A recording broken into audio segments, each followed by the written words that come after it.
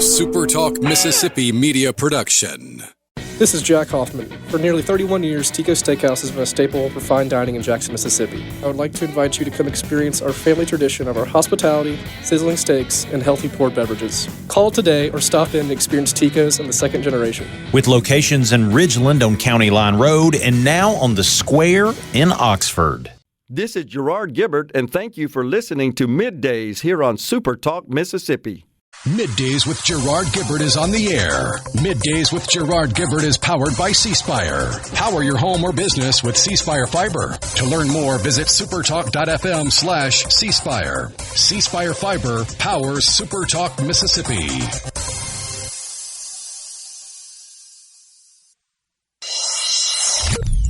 Get ready to go beyond the headlines and join a meaningful conversation with people from around the state. You're listening to MidDays with Gerard Gibert here on SuperTalk Mississippi.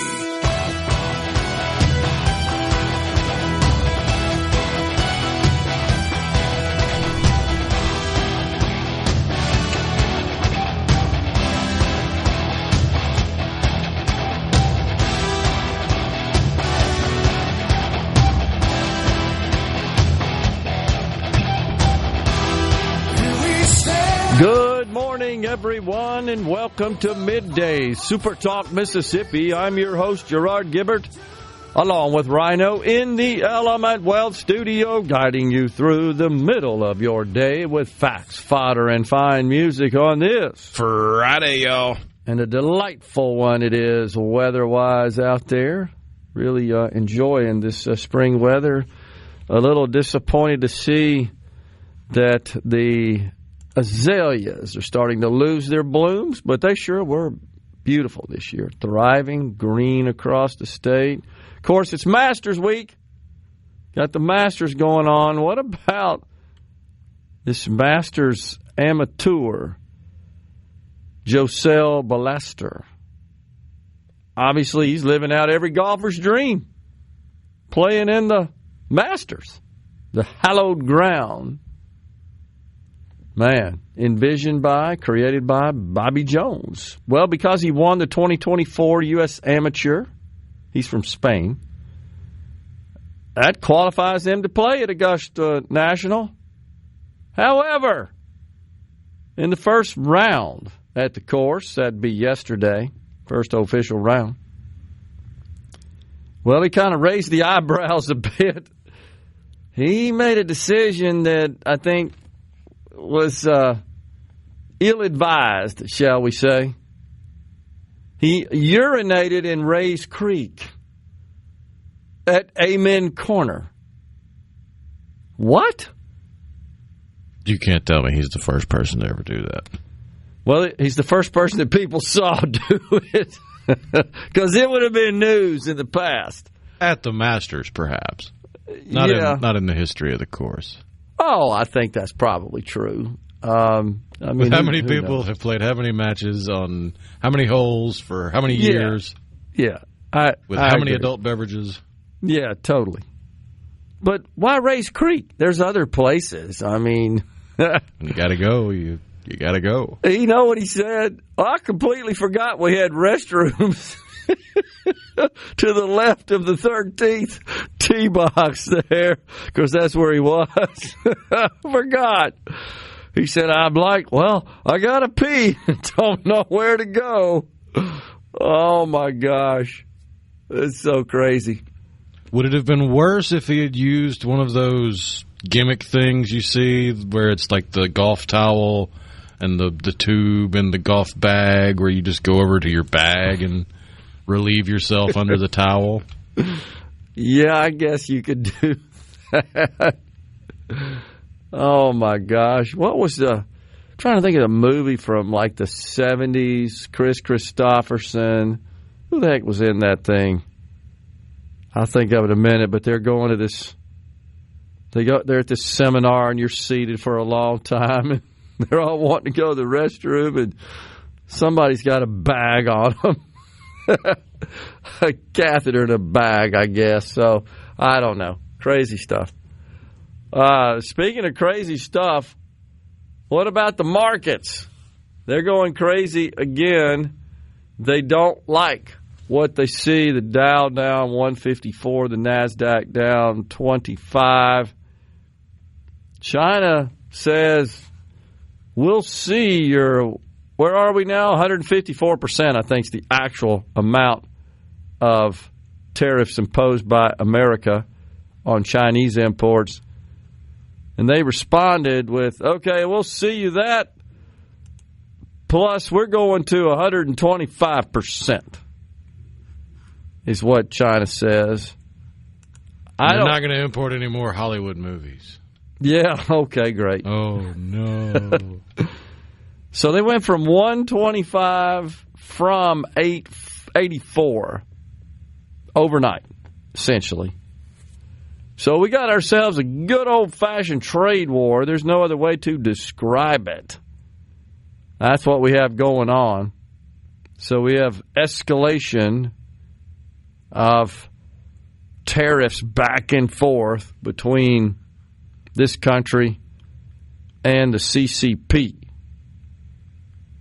I just don't know where it's going. I don't know what to say about it, honestly. It doesn't seem like it's going anywhere. Mr. Wonderful, Kevin O'Leary, says he totally he supports Trump's tariffs. Yeah, didn't he say just go ahead and run it up to 400%? He said 400%. Let's just be done with it. Why wait till we get to 400%? We apparently are on that trajectory. Maybe we're headed in that direction. Go ahead and get it over with. Let's go to 400. Turns out the consumers are stocking up on food. Do they make toilet paper in China? Because remember, that was what we ran out of during the COVID era. Fairly certain the video I saw of toilet paper manufacturing was in India. Oh, well, we should be good. But that's like one video of one manufacturing plant. So well, I really don't know where we get most of it from, but I would imagine it wouldn't all be China. Me either. I don't know where we get it either. But no, I wouldn't think that. Now, we are, of course, the largest importer in the world. $328 billion we brought in the month of February. Mostly cars, computers, metals, petroleum, telephones. Canada, Mexico, Germany, Israel, and China. That's where we get toilet paper from? Okay. Well, now we know. So, I guess China, that could put a squeeze, no pun intended, on the supply of toilet paper. But consumers are stocking up on stuff. They're worried about it. And are we going to see a run at the stores on these things that we get from these other countries, in particular China? Not sure. So, still concerns about the sell-off of U.S. debt, U.S. Treasuries, the 10-year up again today. So it's going in the opposite direction is the yield of the markets, and that's very concerning. Even to the Trump administration. I really believe that's what prompted him to pause tariffs. I think when they saw that particular reaction, that phenomena, which is extremely unusual, you got equity selling off and you got Treasury selling off. That caused concern. And I don't know that I've ever seen or heard this ever, but some countries apparently were expressing concern, and domestic investors, about the full faith and credit of the United States backing those treasuries, because, if we need money to pay the debt off, pay those treasuries, principal and interest, we just go borrow more. We print more is what we do, which is insanity. But that is the cycle that we are in presently because we don't have enough money. We produce these gigantic deficits. It is good news that apparently we got a deal, as we talked about yesterday, in the House, passing a budget framework. Then now, of course, we'll see what happens as the two bodies in the U.S. Capitol collaborate on getting something done to the president's desk. He's pretty excited about the one big, beautiful bill. Details, of course, remain to be filtered out into what that legislation looks like. It's just a framework. There are concerns about the amount of spending cuts. Many in the House in particular still have concerns about that. That seems to be up in the air at this point. I did catch an interview with Congressman Byron Donalds. He, of course, from the great state of Florida. He was on early this morning with Maria Bartiromo. And he was discussing some of these details, and he was being quite honest and forthcoming, which was so good to see. And he said, we really got to cut something we've said here so many times on the program. You really got to address mandatory spending. He was honest about it. He was up front. He really didn't hold back, and typically that's a political liability to talking about cutting mandatory spending. That's Social Security, Medicare, Medicaid. Really can't change the debt interest and the debt service from a spending perspective. But Congress could do something about those mandatory programs. So I was pleased to see him just at least put it on the table. We got to talk about the massive amount of spending, 70% to be exact, that is mandatory as opposed to just playing around with the discretionary. We're stepping aside for a break right now. It's Dr. Dan Edney. He is the state health officer. He'll be next. Stay with us. This segment of Middays with Gerard Gibert is brought to you by Covington County Hospital in Collins, where your health matters. Check it out. Let's do this. The talk that keeps Mississippi talking. Middays with Gerard Gibert. Let's get on with it. On SuperTalk Mississippi. I got rice cooking in the microwave. Got a 3-day beard I don't plan to shave. And it's a goofy thing, but I just gotta say, hey, I'm a-doing alright. Yeah, I think I'll make me some homemade soup. I'm feeling pretty good, and that's the truth. It's neither drink nor drug-induced, nor... We're back with you in the Element Well studio. Thanks so much for joining us today. It's our pleasure to welcome now Dr. Dan Edney. He is the state health officer with the Mississippi Department of Health. Dr. Edney, always good to see you, sir. Thanks for coming on. Oh, thank you, Gerard. I'm sorry I couldn't be in the studio with you. I'm on the road in North Mississippi today, but always happy to join you. Yeah, well, we appreciate you taking a little time out to give us an update on what's going on at the health department. This is Public Health Week, it is our understanding. What does that mean, Dr. Edney, and what are you focusing on with respect to that? Well, it's an opportunity for us to celebrate all things public health, to celebrate our workforce, the folks who work passionately to help keep not only Mississippi but America healthy and safe to the best of our ability. Since 1877, we've had organized public health in Mississippi when the Board of Health was first organized, and certainly now in the modern era, I'm very proud to serve on the front lines of public health and remind everybody that public health does indeed save lives. Yeah, absolutely. Well, that's good. So, you said you were in North Mississippi. So, are you promoting that? Are you traveling this week, delivering that message?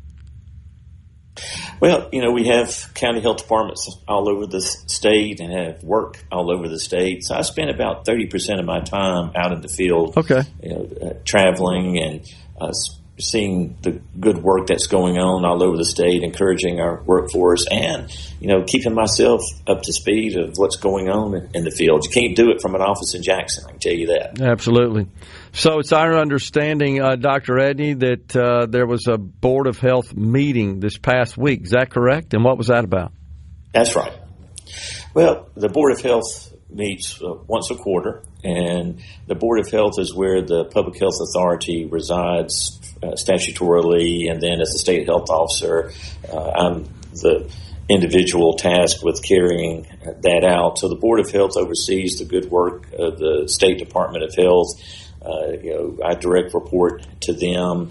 They are the ones who approve our regulatory action, who helps us with the public health agenda.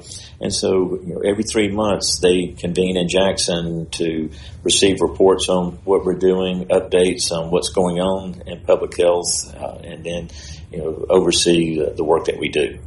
Gotcha. What's going on from Washington? I know last time you and I talked, you had expressed some concerns about perhaps some restructuring of federal funding that we receive here in Mississippi, as do all the states, related to public health. How are you dealing with that? What does that look like?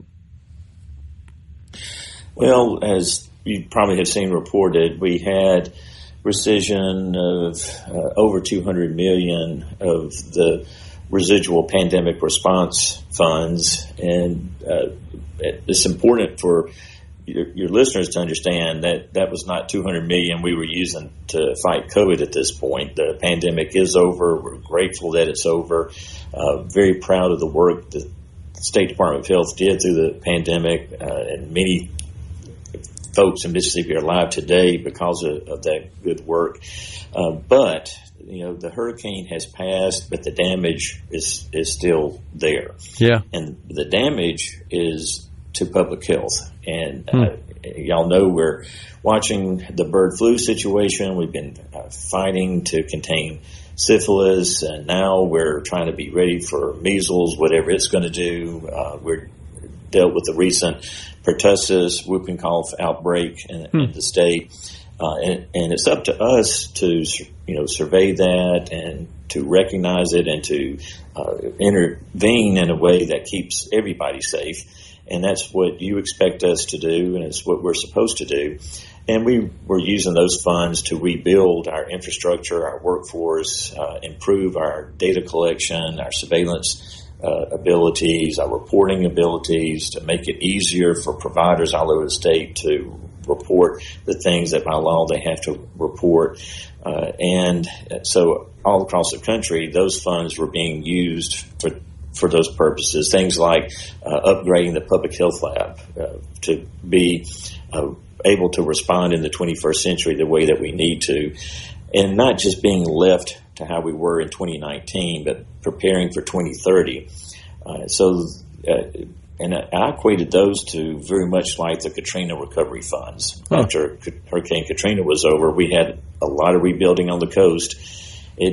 That makes sense to me that we would have stopped the rebuilding efforts after Katrina or in Rolling Fork or now Walthall County tornadoes, that we would stop halfway through.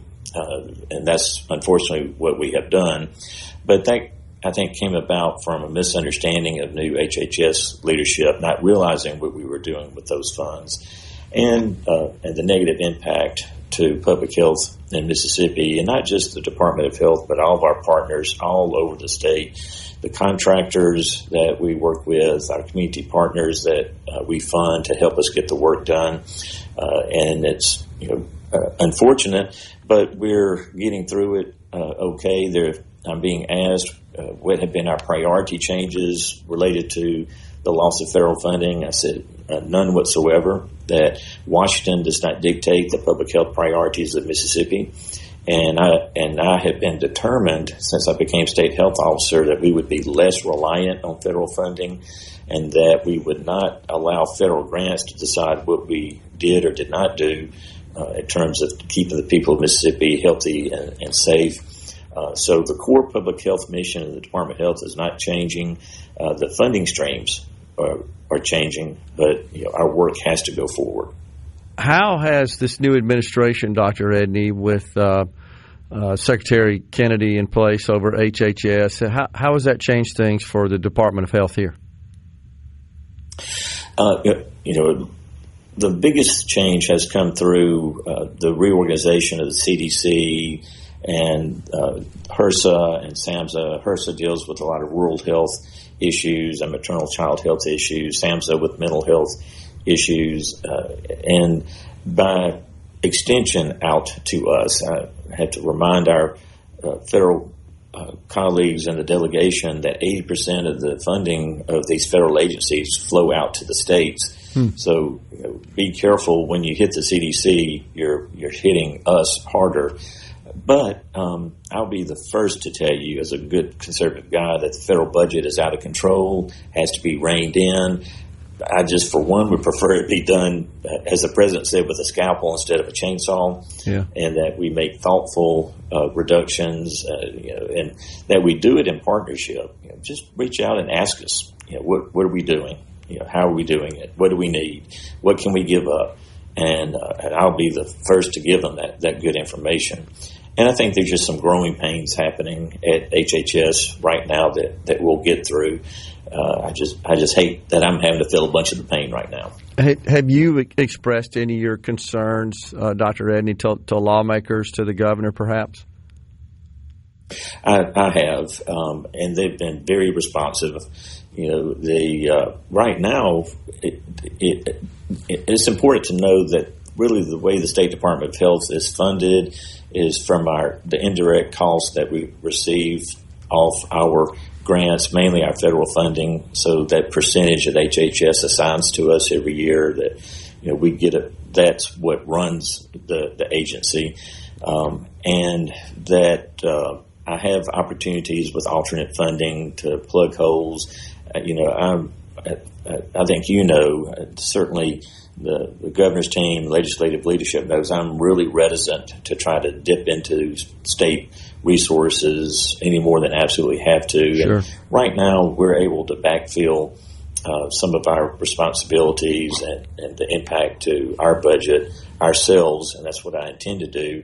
I'm just needing to know if more cuts are coming to public health. Do it in a way that we can prepare for it. So I'm not just getting an email at 6:15 in the morning saying, "Hey, $200 million being pulled back." Yeah. Well, I know you're looking at your budget. You're thinking about the revenues that are going to be available to you. Of course, right now you're somewhat in the dark about that because we don't have a state budget that's been signed into law. So I'm sure that's a little stressful as we wait to get that hammered out, and hopefully that's going to happen here pretty soon. Dr. Edney, always a pleasure to talk to you, sir. Appreciate you coming on, and thanks for all you do for the state of Mississippi. Appreciate it, man. Thank you. Thank you, Gerard. I appreciate it. Yes, sir.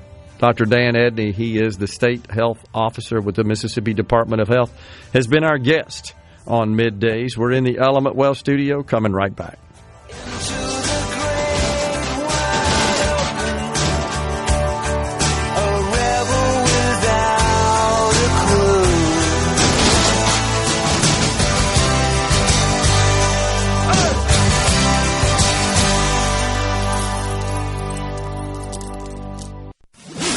Middays with Gerard Gibert. Welcome to our shop on SuperTalk Mississippi. Okay, now you have a good one.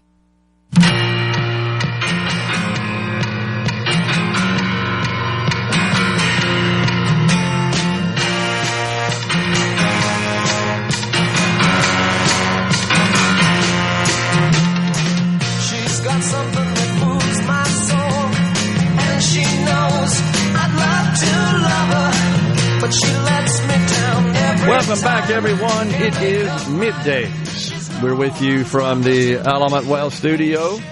The C Spire text line, 601-879-4395. Go ahead and drop us a note. Let us know what you're thinking out there. So the markets, the Dow now down 95 points, and the NASDAQ has moved into positive territory. The price of oil, it also responded to the market sell-off yesterday. It increased, went up to now once again above $60, about $62, I think. The other thing that's concerning is once again a move in the 10-year yield. This is what I believe, honestly, caused the president's inner circle to visit with him and recommend that he impose a pause on the tariffs announced last week, except those on China. In fact, he ratcheted those up. But that's because there was a significant sell-off of federal debt, bonds. And when you see that happening at the same time the markets are going down, that's a cause for concern. I mean, that's really an aberration. And there's rumblings. I mean, this is what's crazy of some out there saying that with all the volatility they're worried about the full faith and credit of the United States. Thus, they're unloading their federal debt. Japan, we now know, did. Japan, by the way, contrary to popular belief, is, as foreign debt holders are concerned, number one in terms of the total amount of U.S. debt they own, about $1 trillion. Now, keep in mind, that's less than 3% of the total. It's sitting at $36 trillion right now. China, I think many believe inaccurately that China is a major... 36, wouldn't it be slightly more than 3%? No, I don't think so. At $1 trillion, it may be. It's in that range. Yeah, I guess so. It would put it at... Because I remember China coming in right under 3%. It put it at $1 trillion and change, right? If it's 36 trillion, 3%, just doing that in my head, that'd be 10.8. So $1.8 trillion, and they own $1 trillion. But it's in that 3% range. China, of course, now, and they've been reducing their holdings for a while. They're in the $750? You looking at it? $750 billion range. They're under $1 trillion. So, I mean, $750 billion is a lot of money, but out of $36 trillion, it's not. That's the point. So that's roughly 2% of the total. It's also how crazy we're talking about trillions and single-digit percentages, but it's $1 trillion. I totally agree. To the point where, if you think about it, we've almost gotten desensitized to it.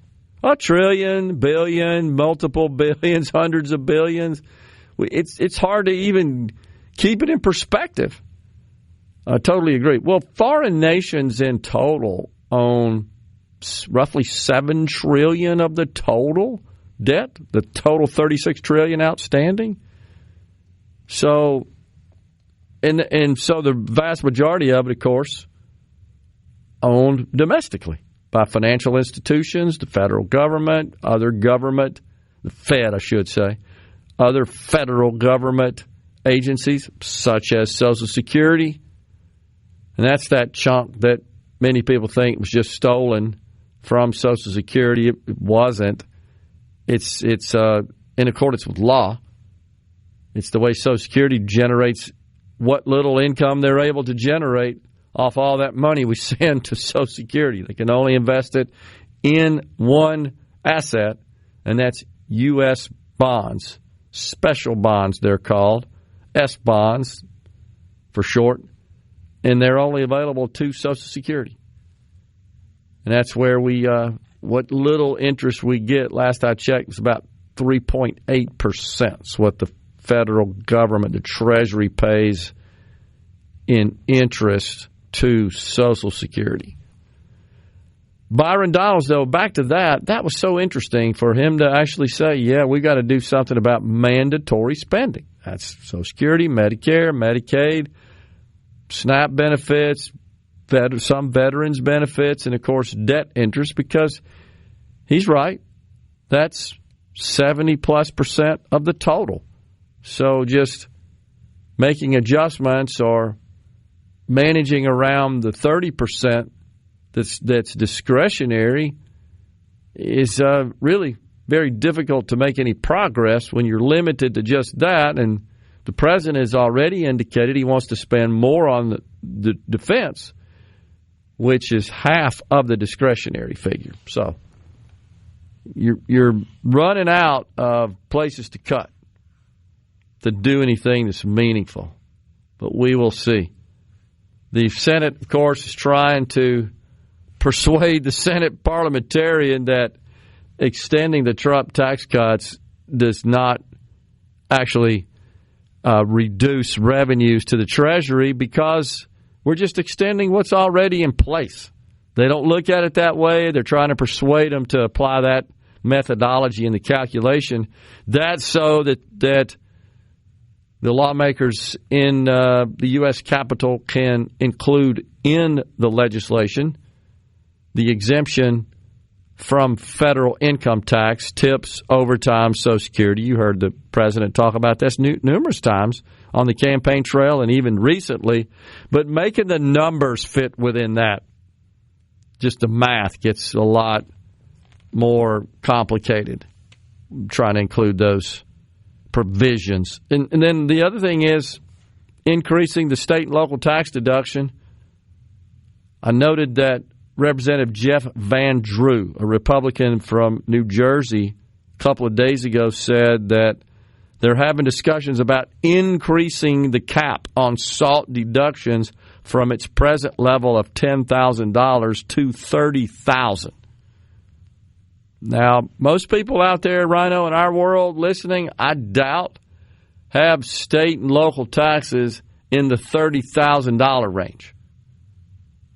If they do, that's because they're paying a bunch of income taxes at the state level, which would be a lot, given that we have a 4.4% tax rate, or they own a lot of property, and they're paying property taxes on that. It'd still be a sizable chunk of land. It would be. I'm assuming maybe farming operations, something like that. It just depends on how that property is assessed for valuation purposes, for tax levying purposes. But as we've talked about many times, in Representative Van Drew's home state of New Jersey, $30,000 for state and local taxes ain't a lot, honestly. When you consider that the $400,000 house in New Jersey is going to run you about $20,000 a year for property taxes. I mean, it's insane. And I know people around Mississippi, of course, always express concerns about property taxes and just the nuisance of that and the amount that takes out of their household income. Man, you'd have to do a hold my beer when you start talking about New Jersey state and local taxes. Let's look at the C Spire text line, see what we got going on here. Let's see here. Gary in the Berg says, to the all hits all the time request line, good music for some Friday bumper music for all of us in the Berg that listen for the tunes. Thank you, Gary. I'm sure Rhino will accommodate. He already has. He's played some good tunes this morning. He thought they said it was his turn to TT off, said CC in Senatobia, about the amateur who is playing in the Masters that decided to relieve himself in the iconic Rays Creek on the hallowed ground of Augusta National. That was a Burt Reynolds movie. I got to think about it. It's when there's some sort of, what do you call these people that you go to for like personal development? And they sort of like a Tony Robbins kind of figure. This motivational person, speaker. I guess so. And they all pay for this. And I'm not sure I can say what he says, but he said, "You're all a-holes." I remember that in the movie. Like, he started the seminar by screaming that to everybody in the room. We got to look. Was it something line or I'd find it. And the lady, the actress at the time, was very popular for that period of time. Her name escapes me. This is the 70s, guys, 50 years ago. I can't remember it. But we'll figure it out in a minute. Mike from Columbus says, as long as we have gas and phones, the majority should be indifferent. Unacceptable behavior anywhere, talking about relieving oneself. But not sacred grounds of Augusta, says Pam in Ridgeland. I was driving when you reported this, and I gasped. So is the rest of the golfing world. They're pretty blown away by it as well. Especially where he was there at Amen Corner. Said, well, there's bathrooms right over there, dude. We're coming right back. Stay with us.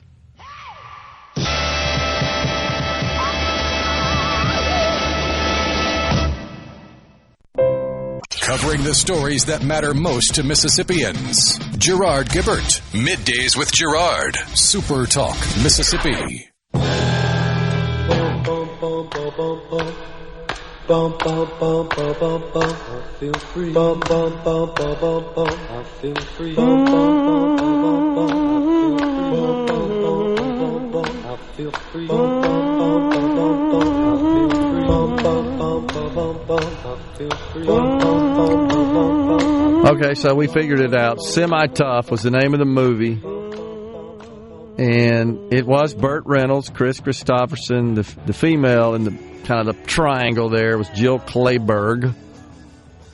But the character I was thinking about was Friedrich Bismarck, played by Bert Convy, who's really best known for being a game show host.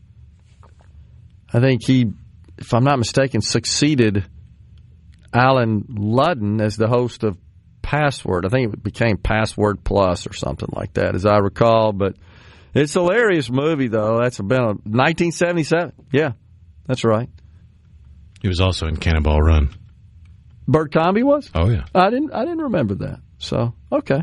Well, everybody was in Cannonball Run. That's true. It did have quite a few big time talent in it, but it's a funny movie. But it just reminded me of that because Reynolds and they're football players. He and Chris Christopherson, professional football players, and he gets him a little device that he can relieve himself in before they go sit down for that period of time. And when they're all about to bust, as Bert Convy is just talking there in this workshop, he relieves himself, and in the movie you can hear the liquid falling out of his body into that. It sounds like a tin can. And he starts smiling while the rest of them are in some degree of pain, I guess, and misery as they're unable to relieve themselves. It made me think of that. Oh, well, digressing on a Friday here. Jimbo in Gluckstadt says, perhaps you're thinking about a life coach. Yeah, you could say that's what Friedrich Bismarck was. I just don't think they used that term in the 70s. I was trying to think of 70s terms. I'm not that's sure. Why I came up with guru. Yeah, that's true. That I remember that. Who the Beatles went to see. Yeah, that's true. It's where apparently George Harrison learned to play the sitar, right? From his guru there at the time. I think that was a way to describe it. Burt Reynolds movie, yeah, Burt was in it. That's Thomas and Greenwood. He was. He was one of the central actors, along with Chris Christopherson and Bert Convy and Jill Clayburgh. I think there may have been another couple of females in the movie as well. Carl Weathers played Dreamer Tatum. That's pretty Brian good. Dennehy was in it too. Oh, okay. Yeah, who was a very famous character actor for a long time. So, good stuff. Mike from Madison says, I think people are numb to the large numbers. A good way to put it in perspective. 1 million seconds is 11 days. 1 billion is 31 years. 1 trillion is 31,688 years. That, in response to our discussion about the federal budget and deficits and all numbers related to federal dollars, that it's just unless you're talking in terms of trillions, it's almost immaterial, sadly. That's where we are. Let's see, what else do we have here? From Dan Morris, also, what happens to people that support ungodly policies and issues? So Dan was saying something about home insurance. Impossible for us seniors on fixed income. Insurance company will not allow us to lower our coverage on our house to an amount we can pay. Well, they can't if you have a mortgage. If you don't have a mortgage and you don't have any financing, it's not the insurance company. It would be your lender that would require you to have insurance in case something should happen to that asset, because technically speaking, they own the asset, not you. Now, it depends on the loan to equity and all those calculations.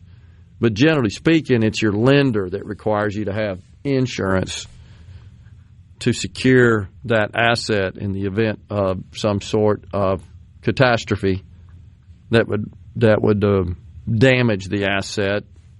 They want to make sure that you could survive that and still pay your debt, your mortgage, essentially. Ben from Madison says, he actually wrote this yesterday first. So did the House just completely concede to the Senate on spending, or are they going to continue to work on it? I think they're talking about the federal level. They agreed to it in principle to a framework, is my understanding, Ben. So they still, again, have to craft the details, draft the language, and really put the more explicit, specific figures and numbers in the various categories of spending and, of course, tax cuts and so forth. But, yeah, I really feel like the president pushed pretty hard on the House to get this done. He announced his support for the Senate bill, even though it had a floor, believe it or not, of $4 billion of spending cuts over 10 years, which is less than peanuts. The House is not going to agree to a final measure that would only cut spending by $4 billion. It's time for Fox News Super Talk News. We got Kelly Bennett in the next hour. Stay with us. Hour of Middays with Gerard Gibert is brought to you by the Mississippi Business Journal. Visit msbusinessjournal.com. Scott Coopwood, publisher and president. Get ready to go beyond the headlines and join a meaningful conversation with people from around the state. You're listening to Middays with Gerard Gibert here on Super Talk Mississippi.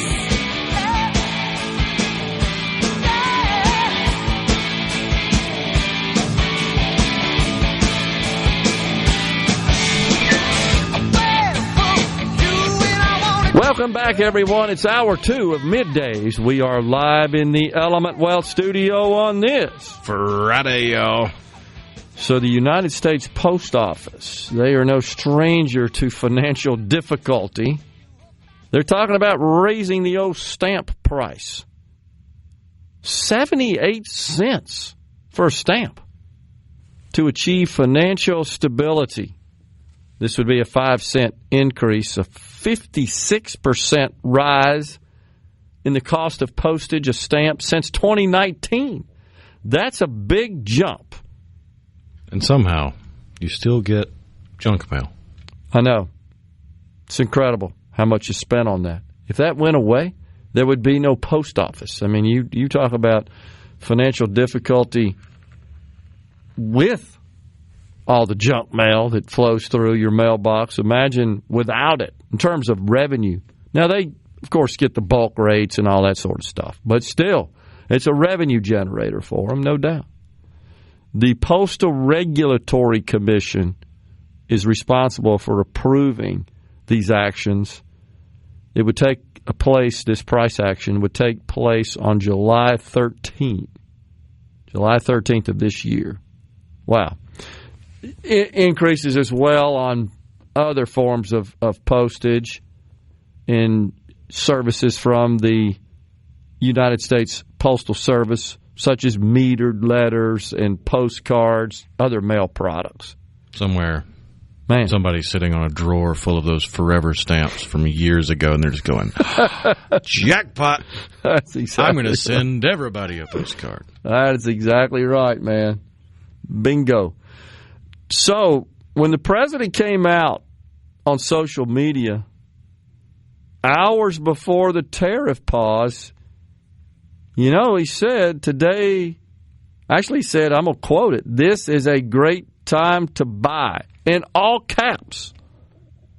That was at 9:37 a.m., and 4 hours later, he announced a pause.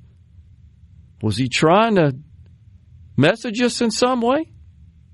Was he trying to telegraph a stock tip?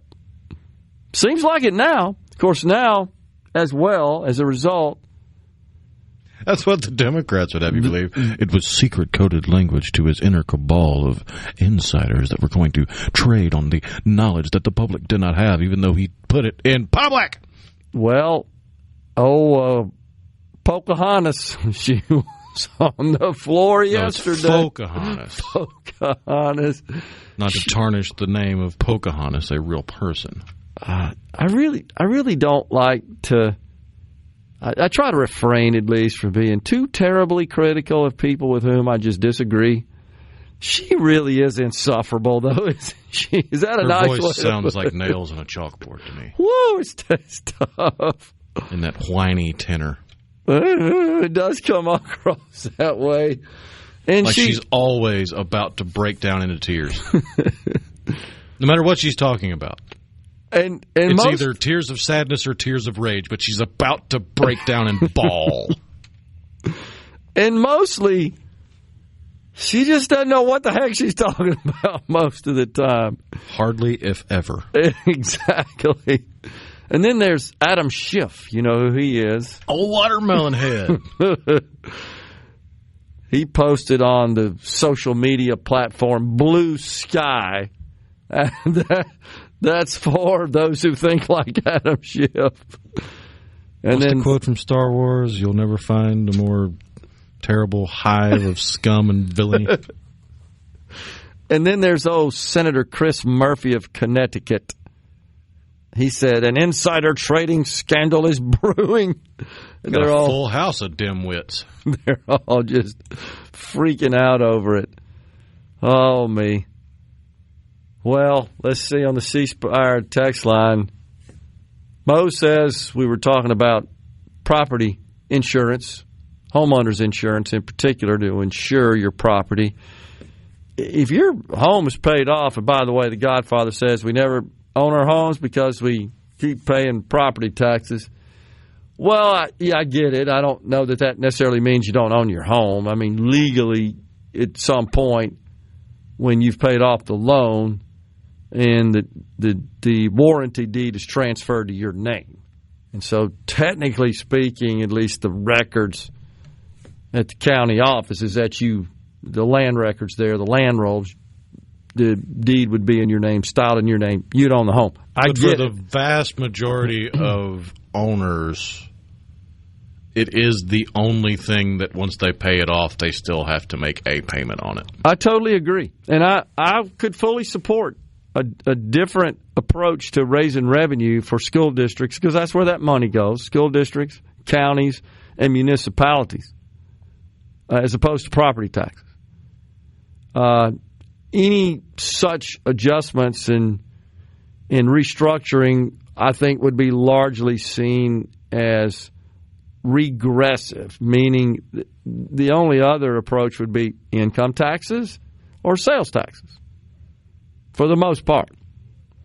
And so if we were to end the property taxes but transition that to a sales tax layer in the counties, the cities, that would raise the same amount of revenue, that would be considered regressive, meaning that a lot of people who don't pay direct property taxes would now begin to pay more for the goods they purchase through sales taxes.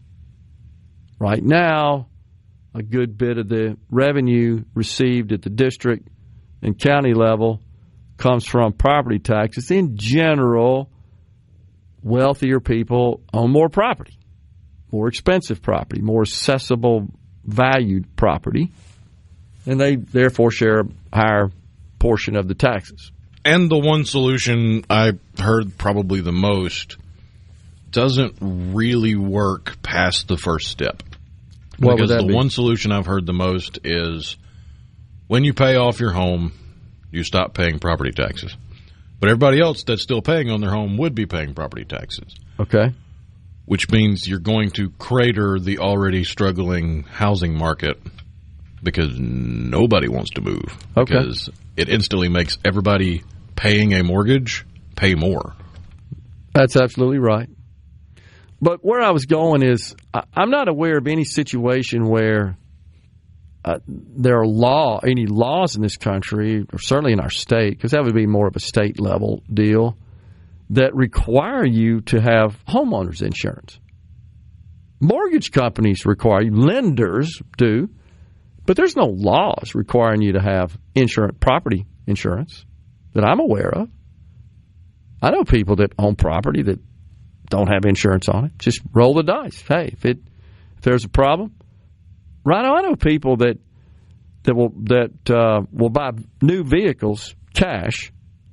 Right? You're required in Mississippi to have liability insurance coverage, but you don't have to have collision and comprehensive. So if you wreck it, or somebody else wrecks into you, you're just on your own, and you pay for that. If you don't have with liability, if somebody runs into you, they're liable. Well, no, that's your liability. If they have liability, technically speaking, but many of them don't, True. And that's what your comprehensive is supposed to cover. That's the point of everybody having it. Yeah, and I could get a little out of my league here now, but just in general, my understanding of it, and I'm just trying to make the same point about physical real estate property. You're not required to have insurance on that by law. You're required by lenders. They're obviously looking to protect their asset until you have paid it off. And you can, depending on the equity you have in the home and the amount of the loan against the value of that property, you can adjust I've done that. You can adjust your insurance downward to not cover the full replacement cost, but just enough while you have a mortgage to essentially cover that the lender will accept, at least. By the way, the president, just out of the blue, Rhino, I literally just got an announcement. He's renewing his push to make daylight saving time permanent. So this is completely counter, Rhino, to what he announced a few months ago, where he said, no, we want to make standard time permanent. So my head's spinning on this deal. He literally just announced that. He said, it's very popular, and most importantly, no more changing of the clocks, a big inconvenience, and for our government, a very costly event. So this is completely opposite from, because I did announce this on the show, and I even wondered, if the president just has him confused, that he wants daylight saving time. But then I saw Tom Cotton, the senator from Arkansas. He actually mentioned after that he was going to introduce legislation to end daylight saving time. We're coming right back. Stay with us.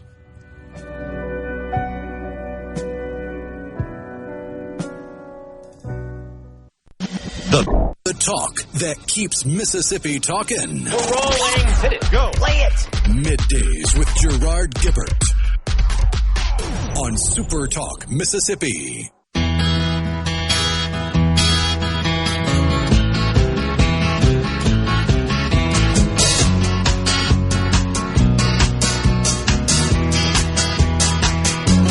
When I think back on all the crap I learned in high school, it's a wonder I can think at all. And my lack of education hasn't hurt me none. Welcome back, everyone. It's Middays. We are live in the Element Well studio. It's our pleasure to welcome now Kelly Bennett, Multimedia Journalist, SuperTalk Mississippi News.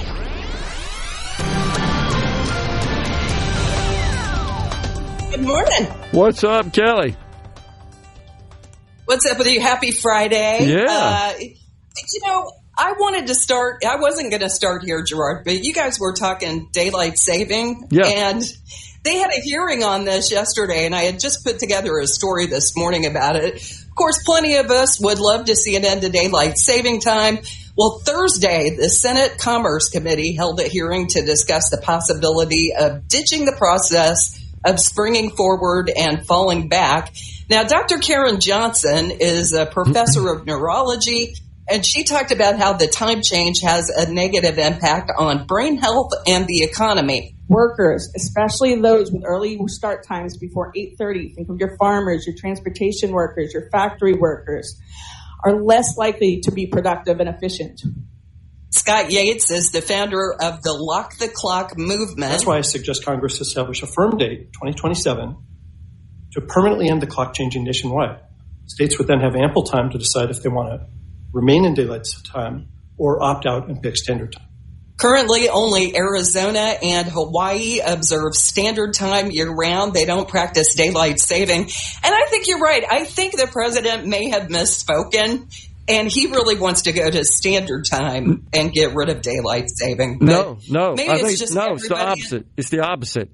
He originally said standard. Now he wants daylight saving, and I'm with him.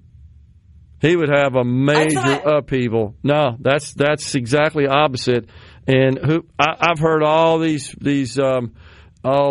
scientists and people, all this stuff. I disagree with all of that. I think they're totally wrong about that. I don't care what you can research stuff and make any output you want, and I think that's what they've done. That's true. So the Senate a few years ago, the Sunshine Protection Act was introduced by Senator, now Secretary of State Marco Rubio, passed overwhelmingly, I think unanimously, in the U.S. Senate to make daylight saving time permanent. It went to the House and it didn't get anywhere. And there's several states that have passed legislation, such as Florida, that would make daylight saving time permanent year-round as soon as the Congress gets out of the way.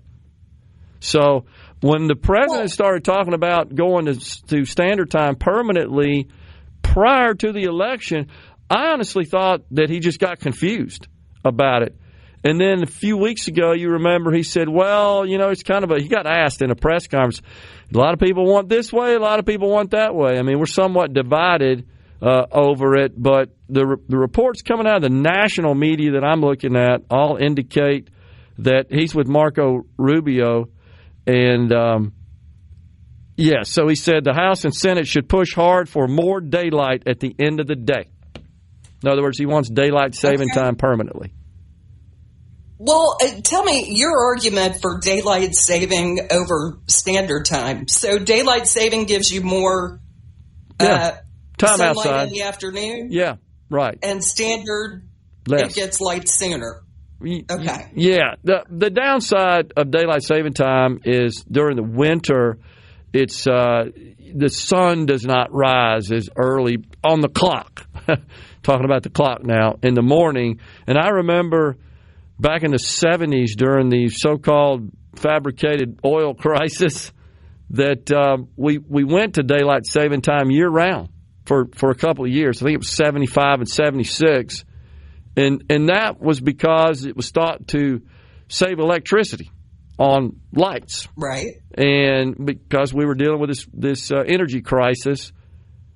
And that lasted a couple of years nationwide, and people squawked about it mainly because of the way it affected the daylight or lack thereof in the mornings, and the kids were going to school and standing at the bus stops in the dark. And that was a concern. So, and that's what would happen if we made daylight saving time permanent, which is what we did. But on the other hand, if you made standard time permanent, then you have less light at the end of the day, particularly in the summer months when people like to be outside. And there is a lot of benefit value. So you think we should just leave it as is? No, I do. I think we should just keep changing the clocks. I don't find it to be that big a deal. I really don't. But that's just me personally. But if we're going to go to one system permanently, overwhelmingly prefer daylight saving time over standard time. Overwhelmingly. And I think the president has seen that as well, that's where most broad sentiment is on this issue. Well, I've done daylight saving time all my life. I don't know how it would feel not to do it. You know what I mean? Yeah. I've never not done it. Well, if you think about, we're outside a lot during those months where we have more daylight. I think people enjoy that, whether it's recreation or sports. And for those of us like myself who like to play golf, you get to do that after work, right? And you could get a full round in. And getting outside it's good for your mental health to be outside. And that's exactly why I disagree with this person that I don't know how they're able to connect all that to the light and the clock. I mean, it just sounds a little sketchy to me.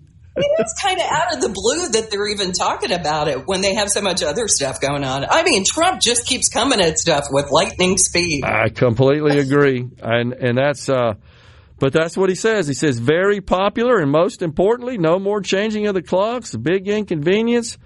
He says that standard time is is a costly event for the government. So I don't know what that means.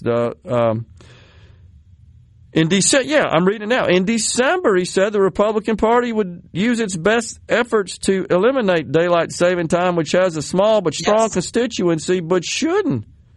And now he's completely reversed course. That's why I completely reversed course. That's why I thought maybe he misspoke today. So that is a reverse, of course. He just said, I assume people would like to have more light later, but some people want to have more light earlier.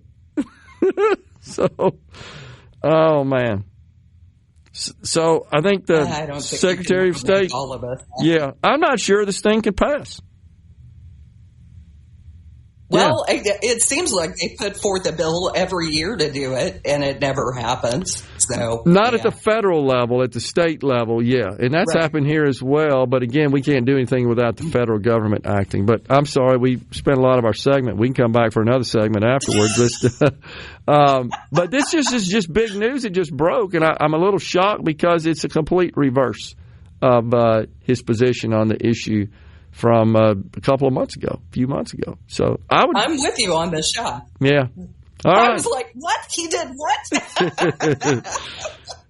No. So let's talk about flooding in Vicksburg. I know I traveled yesterday up to Columbus, of course, for a remote at the Columbus Convention and Visitors Bureau, and was receiving flood warnings on my phone en route based on the area. So I guess maybe some of the waterways in that area are overflowing.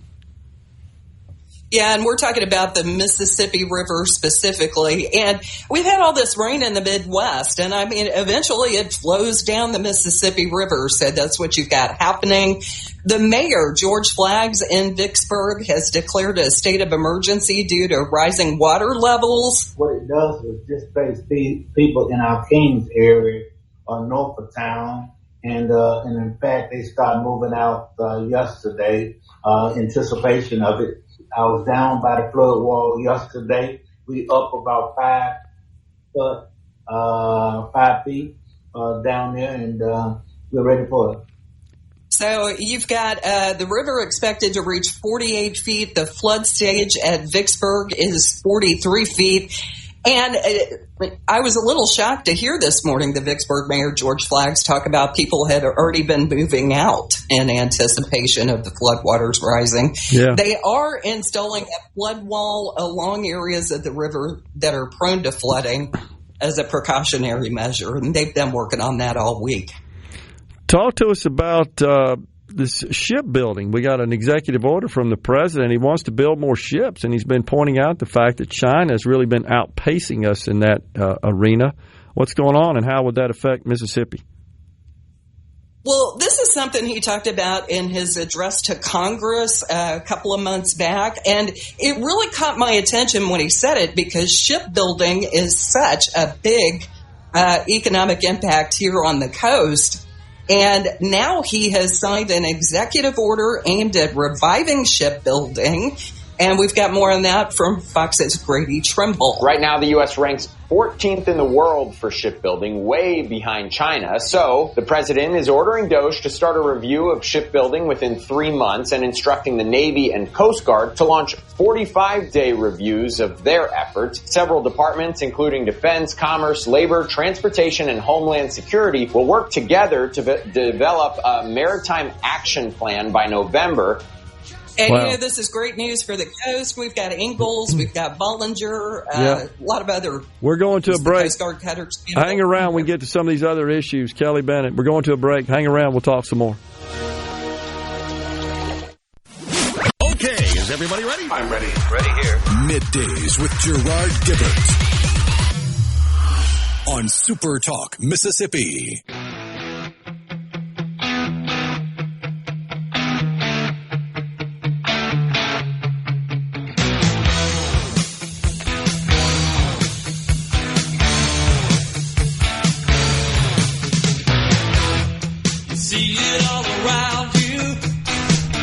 Welcome back, everyone. It's Middays, a little 38 special bumping us into this segment. We're still visiting with Kelly Bennett, Multimedia Journalist, SuperTalk Mississippi News. So we may get some more shipbuilding contracts down there on the coast at Ingalls. That's what it's looking like. Yeah, really big news. And not just Ingalls. There's Bollinger. They're building Coast Guard cutters down here. There's a lot of marine industry this way. Yeah. Tell us about something the governor really likes to tout quite a bit, and rightfully so, and that's the Mississippi Miracle, which has got national attention even from the vice president of the United States that on social media made some comments and boasted about it. J.D. Vance shared a tweet. Do you still call them tweets? He shared a social media post on X talking about this Mississippi Miracle. It's interesting.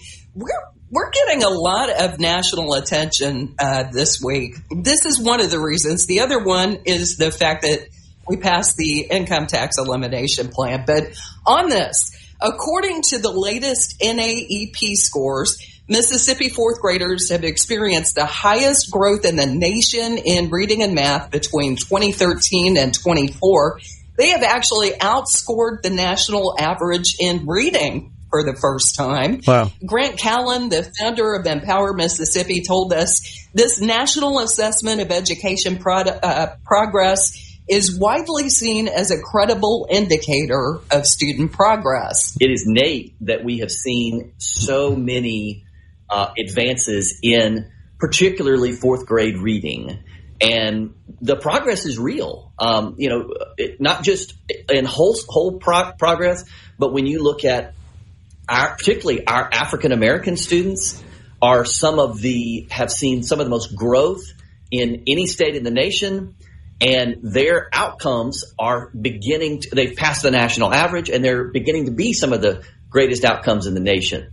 This is really fantastic. And Mississippi, where we're used to being number 50 on most of these lists, it's just nice to see us up at the top on something. It's really worthy of celebration. Really is. Good stuff. Cal Maine, they are, I believe, the nation's, if not the world's, largest producer of eggs, headquartered not too far from where we are right now. What's going on there? Yeah, Cal Maine is actually headquartered in Mississippi, and as you mentioned, they're the country's largest egg provider. Well, they're being investigated by the Department of Justice for price gouging, possibly, with egg prices reaching record highs in recent months due to the bird flu pandemic. They're accused of taking prices even higher. This scrutiny comes as the company reported its fiscal year 2023 gross profit to be 7 times higher than the previous year. The company has acknowledged the investigation and says it's cooperating. So we'll follow that and let you know what happens. Yeah, interesting. And then a double murderer was paroled. Who's that? What's that about? Oh, Caleb did a great online piece about this. A convicted double murderer has been freed in Mississippi following a decision from the state parole board. Lamar Phillips was convicted of killing former Millsaps football student Bradley Dew in June of 92. He spent more than 30 years behind bars. Now he's been released. He was also convicted of killing another individual just days after taking Dew's life. Now, this is where it gets interesting. Current state law prohibits individuals convicted of first degree, second degree, or capital murder from being eligible for parole, but the statute only applies to those who took another's life after June 30th of 95. So Phillips, who was convicted in 93, was eligible for parole 10 years into his sentence. And this isn't the first controversial parole decision that's been made. A couple of years ago, a parole board voted to free now deceased James William, the man who dismembered his father and stepmother back in 2002, despite requests from the victim's family members, a former prosecutor, and nearly 30 House members to reverse the decision. They didn't budge. He passed away, by the way, Williams did, in February after a car crash in Rankin County. But that's a rather disturbing story. It totally is. MEMA, we had a lot of damage in the last couple of months, honestly, across the state of Mississippi with all the storms that swept through. What's MEMA saying? Yeah, the severe weather that hit our state April 2nd through 6th, it was storms, it was tornadoes, According to MEMA, at least 14 tornadoes touched down in Mississippi. That includes 2 EF3 tornadoes in Tate County and Marshall County, 5 EF2 tornadoes, 6 EF1 tornadoes, and 1 EF0 tornado. Storm surveys are still ongoing, but MEMA says there was damage to 414 homes. This is so far. 14 businesses and 20 farms statewide. 54 of those homes were completely destroyed and 68 sustained major damage. You can go to the MEMA website and report your damage. Remember, take pictures. If you're looking for more info on how to file your insurance claim and that kind of thing, you can find that info up at supertalk.fm. Man, that's incredible. Hopefully we're done with that for a while. Kind of tired of all the weather moving through. It seems like every time. Yeah, but hurricane season's around the corner, Gerard. I know. We go from one to the other. It just seems like every time a cold front moves through this year, that every time a cold front moves through, that we end up with severe storms and tornadoes moving as well. Well, they've talked about the fact that Tornado Alley has kind of moved south. It used to be in the Midwest. Now they strike North Mississippi frequently. Yeah.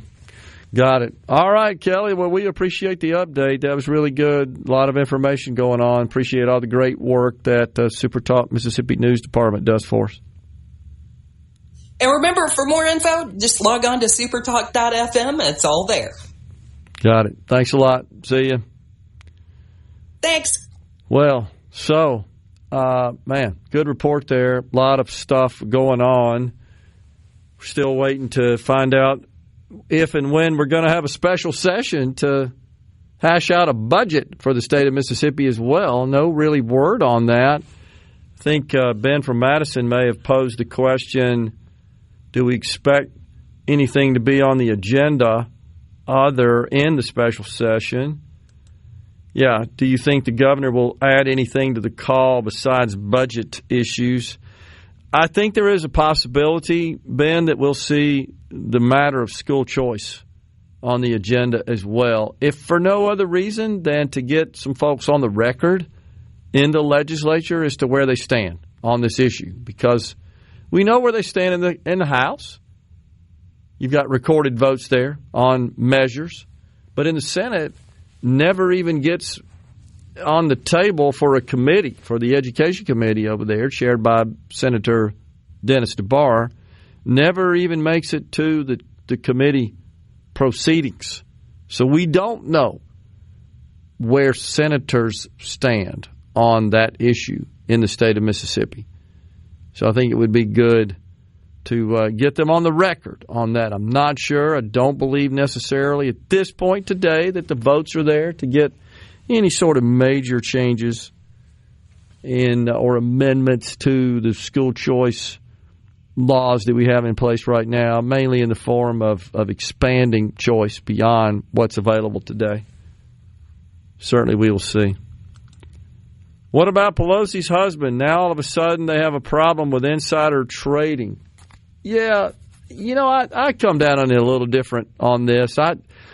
I find it difficult for any members of Congress to have access to information that the rest of the world does not have with respect to any kind of decisions or actions that the government might take that they would only know about, they would only be privy to, that could affect markets.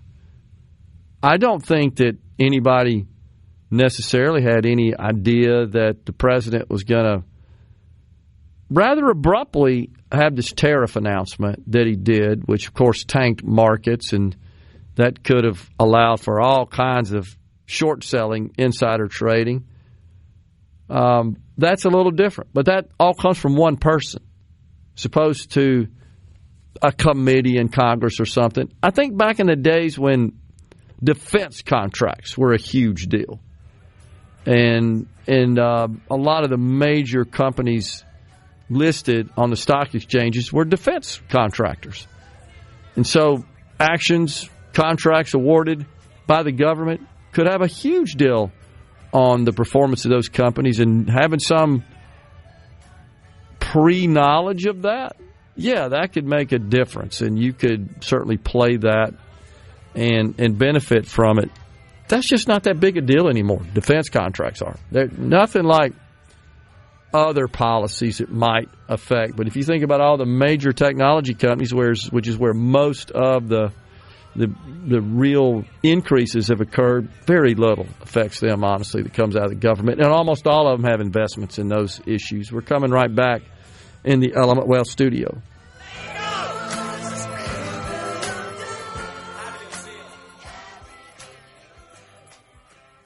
Ag Ups. Days with Gerard. Good for America. Good for fans of justice and truth. Good for us. SuperTalk Mississippi. This is what we stand for.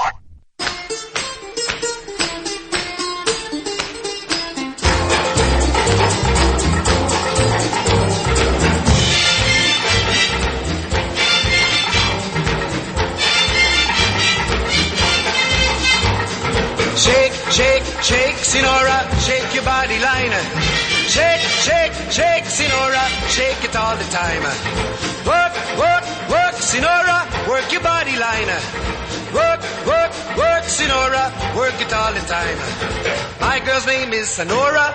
I tell you, friends. We're back with you in the Element Wealth studio. We appreciate you joining us today. Let's see. Ben says, that's what I want to hear. Should go ahead and add mobile sports betting as well. That revenue would easily pay for the special session. I don't get the impression that that's just that huge of a deal to the governor, Ben. I agree with you. I'd love to see that as well, and it'd be good to see senators' votes on the record as well, because that's another one that didn't progress out of committee onto the floor for the entire body to vote on. But I just don't feel like he'd add that into the mix. The budget, maybe school choice, and that's about it at this point. Why is the stock market rising? Right now it's up. The Dow's up 446. Oil is up. It's because a soft dollar is sort of offsetting some of the tension of tariffs. That's why Tyson Thompson Greenwood had asked that. I heard that this morning, that we're seeing a soft dollar. So that just really means that companies in this country that export goods can export more of them, because soft dollar means their currency goes further in buying our goods.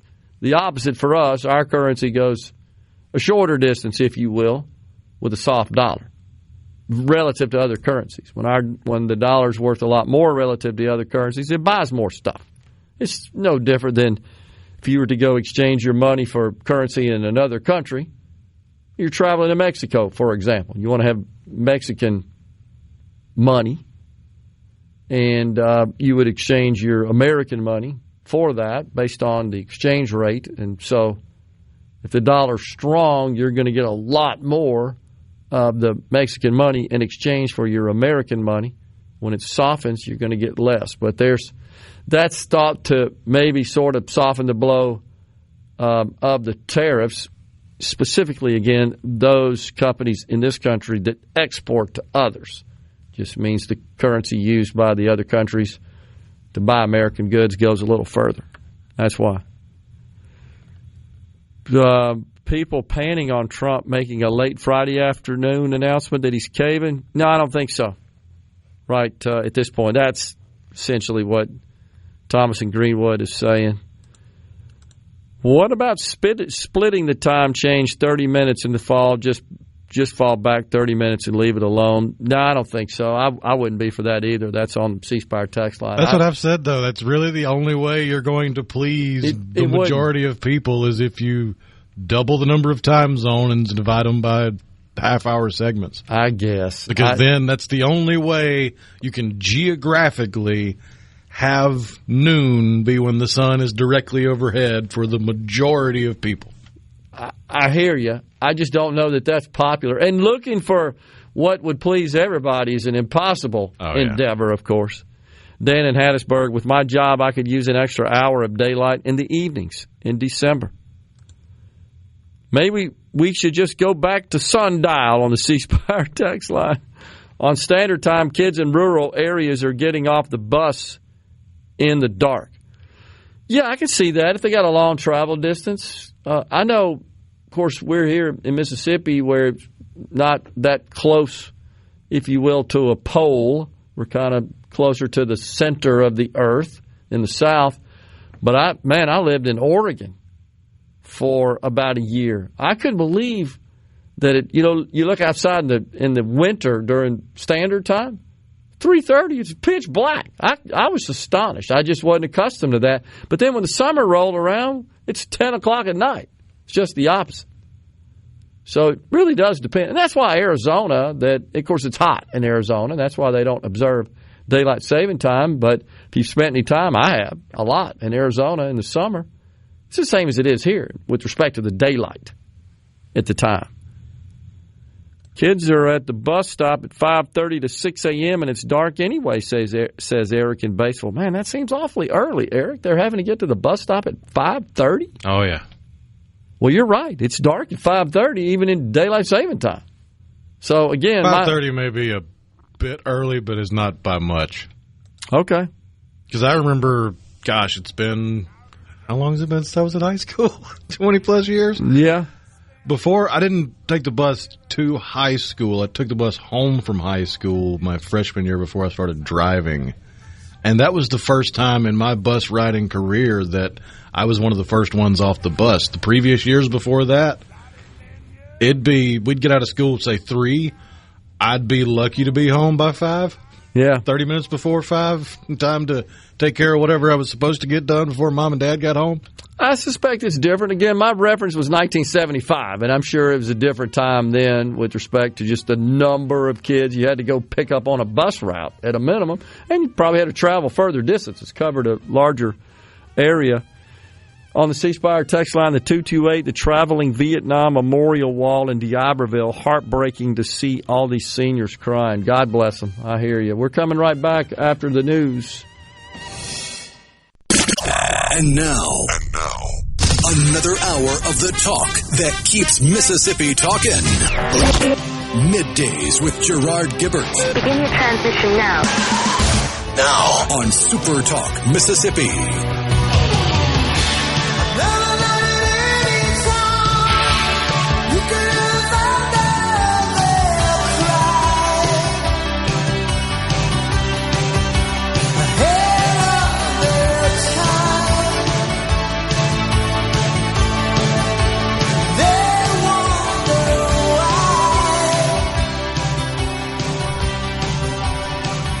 Welcome back, everyone. It is hour 3, the afternoon portion of Middays. We are live in the Element Wealth studio on this Friday, y'all. Okay, so I now see what else is driving the markets here. This is hot off the press, Rhino, as the president says the U.S.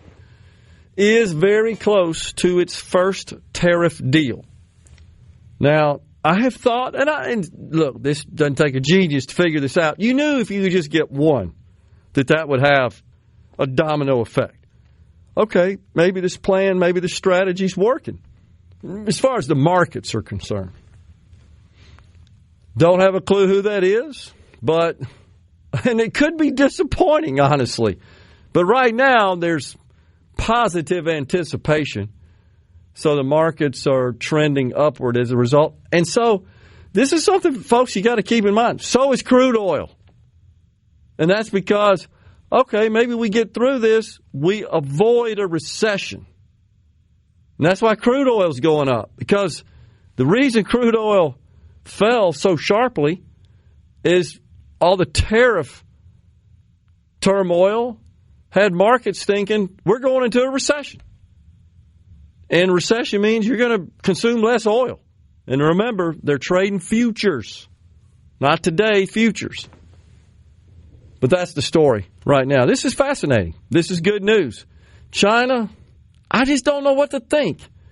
A couple of things is you can't, as you point out many times, you can't trust them. You don't know what they said, and you can't take anything they say to the bank, even when it's bad stuff they're imposing on you. Like right now, it's 125% retaliatory tariffs.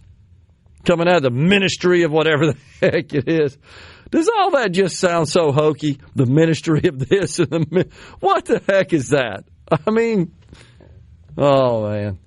Of course, they're much. It's their version of in corporate America, the business card with the 17-word title. I was just about to say that. It's more about the length of the title than it is any substance underneath that shell, right?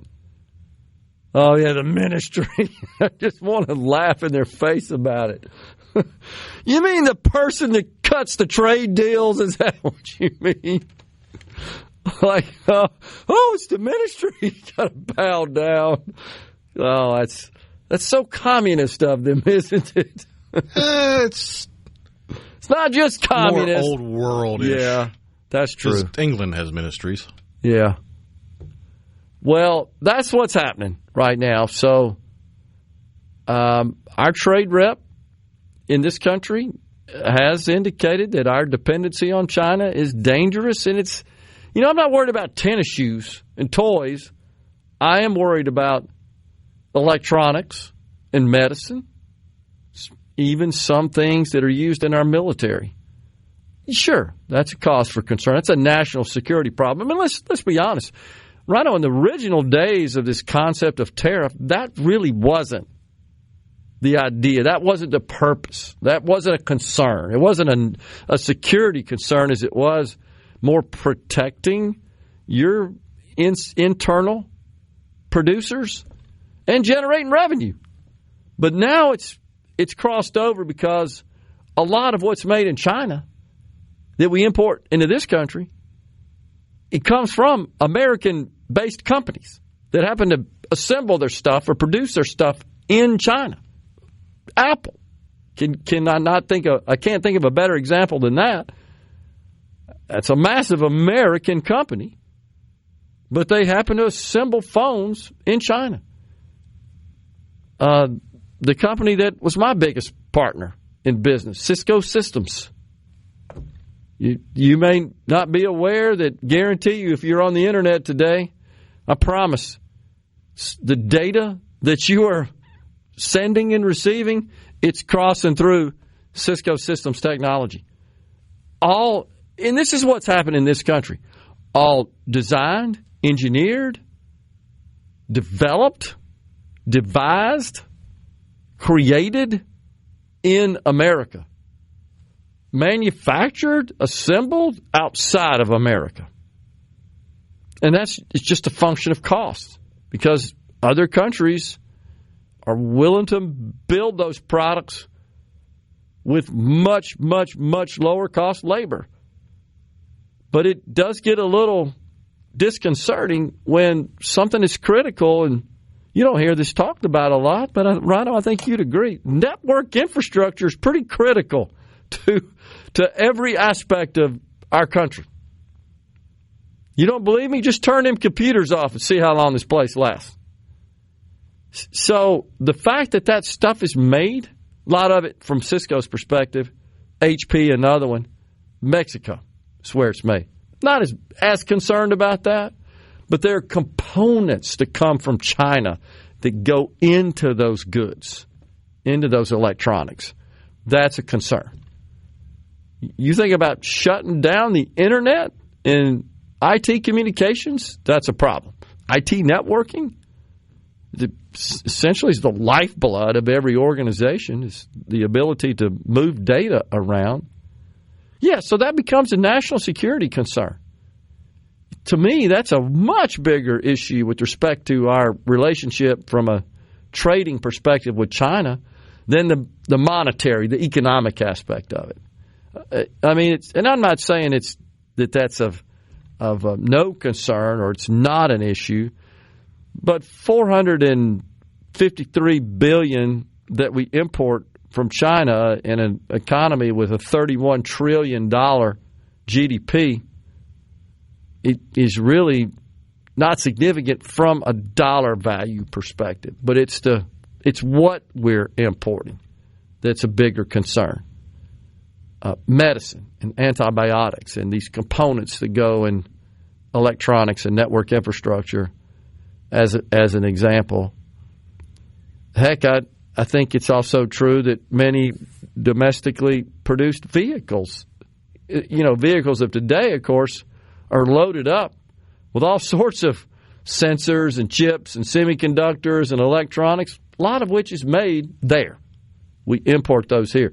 Remember during the COVID era when we had disruptions in that, and if you needed some sort of repair to your vehicle, especially if you had an accident that did a lot of damage and you needed a lot of parts and components, there were significant delays because we had to wait when those supply chains were disrupted. And remember, the price of a container moving across the ocean skyrocketed, like quadrupled overnight. And all of that was a problem. I'd like to see zero tariffs, honestly. I'd like to see the markets become much more amicable among all parties and just open it wide up. But you got to be careful with China, though, because you can't trust them, and they lie a lot. It's almost like ingrained in their system, is it not, that you got to lie? You don't get any respect unless you're duplicitous. That's sad. On the You're considered simple or naive if you are upfront and honest. Okay, that doesn't surprise. You're, and that's is a sign of weakness in their society, right? And that's you talk about all the time. It's more about the optics and the image being projected than it is really the substance of the issue. And I think that's what's happening now, and that does bother. You're trying to negotiate with irrational people that don't make decisions rooted in logic, certainly don't have concerns about how it might affect people and humans. That's down the list. On the ceasefire text line, we were talking about the traveling Vietnam Memorial Wall in D'Iberville. My dad made it back, and I pulled 2 tours in the Army. Grateful for those names on the wall than I can express.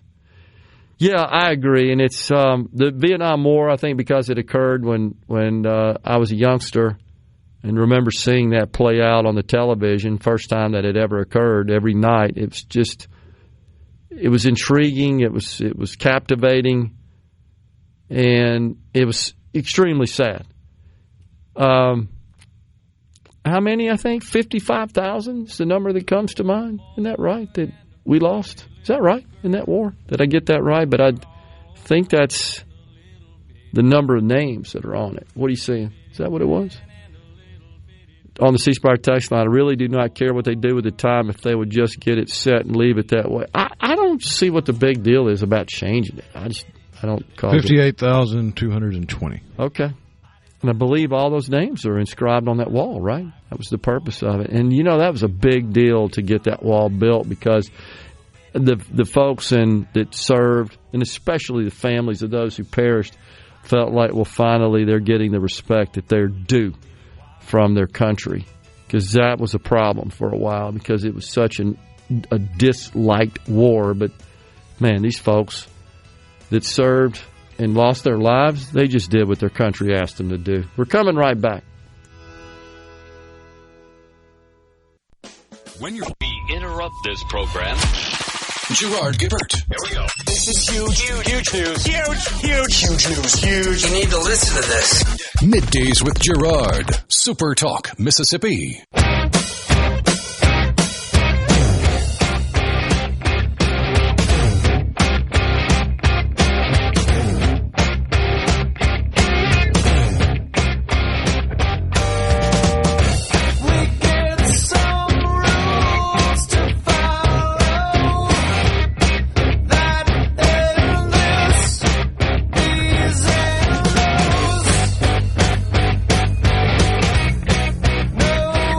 Welcome back, everyone. It is Middays.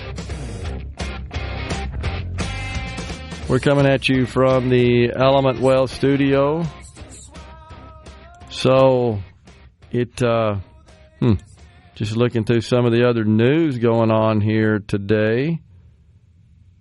We've been talking about China. I got a little tidbit that I think is interesting. I don't know how much I trust it, but it's interesting. China is now claiming they have a 4th-generation battery that is a 50-year lifespan, 3-volt nuclear battery. Okay. It's roughly the size of a quarter, but square. And it uses the radioactive decay of a 2-micron thick core of nickel-63. That's sandwiched interesting. between 2 10-micron thick diamond semiconductors.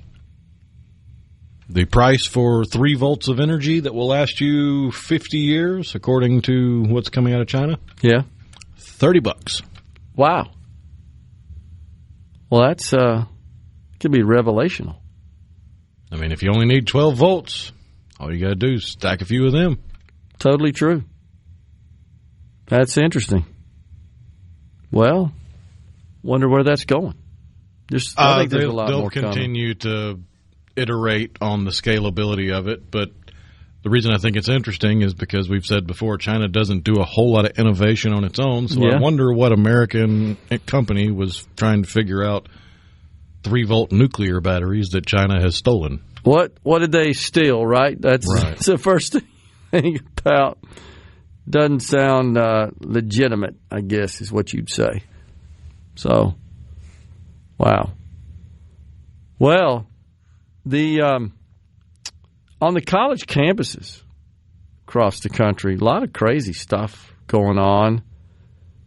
The Doge crackdown, universities' library grants are causing problems for those that have been tapping such federal monies for LGBTQ reading habits. I've never even heard of that. Somebody got a grant for that I was reading about. BIPOC, the acronym. What does that stand for? I know the people of color. Black and Indigenous people of color. That's what it is, yeah. We talked yesterday about anti-DEI bills being stood up, passed, enacted across the country. And that is causing lots of consternation among the left. But you've also got lots of private companies who are seeing fit to roll back their DEI policies and programs and efforts, such as Target, who leaned heavily into that a couple of years ago with the crazy bathing suit. Remember that? For children, right? See, I'm trying to figure out what was that about. It's had some sort of pocket in it or something that was designed to cover the male genitals. So you could, quote unquote, tuck it. You have to laugh because it's so insane. Walmart, as well, of course, they've rolled back a lot of their stuff. Remember, they had the whole swimwear section for the transgender children and all that stuff. Well, now the left, the victimhood left, they're planning all sorts of boycotts across the country against Target and Amazon and Walmart and other major companies. They're calling on them to bring back diversity, equity, and inclusion policies or change some of these other stances. We're demanding. It's so insane. So, in other words, we don't want quality or qualifications or excellence. No. We want you to hire people, to promote people, to compensate people based on, as you like to say, the melanin content in their skin or their sexual orientation. Pay no attention to their qualifications or their skills or their experience or value proposition. You know the things that made us all rich, honestly? It was adopting that system. That's what made this country wealthy, prosperous. No. We got to go back to this concept of equity. Unbelievable. I hope they keep doing it because they're going to look foolish, I believe, when you start seeing media reporting on this. This is supposed to start like this week and continue through the summer. It's another summer of love. Jenny Durkin, the mayor, wasn't she the mayor of Portland? The summer of love, where all that was going on. Well, with their little garden they planted that got dug up by the crackhead. That's right. Had the signs, we need cigarettes. Well, they were begging for diapers and underwear and clean pants. They had created their own little cult right there inside the city. What was it called? It had several names. I believe it started as the Chop. The Chop, that's right. Then at one point it was the Chaz. And they had just sort of carved out their own little area there in downtown, and folks were delivering stuff and dropping it at the... And then there was a murder committed within the confines, and they tried to obstruct the police from their duties, and several of them got in hot water. Yeah. Yeah, the Capitol Hill Autonomous Zone. There you go. Oh, my gosh. Some also called it CHOP, Capitol Hill Occupied Protest. The Capitol Hill Autonomous Zone was the Chaz. Crap. Oh, man, that was 2021. The Chop Chaz Chumps? Yeah. Their own autonomous zone. This actually got some traction in Portland in, of course, July 2020, like everything else did. It turned the world upside down after the George Floyd situation. And they started setting up the tents in the park. That was near the federal courthouse. Barricaded the streets. That's, Jenny Durkin was talking about. It's just let's a summer of love. Well, now these same people, are going to be found out in front of the stores with their stupid protests. What are the chances, Rhino, that they will have on the obligatory mask as well? Oh, yeah. It's purple hair and wild glasses and the mask on. There's no doubt. And people say, what the heck are they protesting? Nobody will even know. Oh, me, I'm sorry. I have to laugh. It's just hilarious the way these people think that all this kind of stuff actually has an impact. It doesn't. It has a negative impact. But to my point earlier, the Democrats lean so hard into that crap, and I expect they'll do it again. And that's going to cause a problem. Dan in Hattiesburg does raise a good question, and it's something that I should have thought of before. So good job, Dan. Why is it boycott? When are they going to change it to girlcott? That's excellent.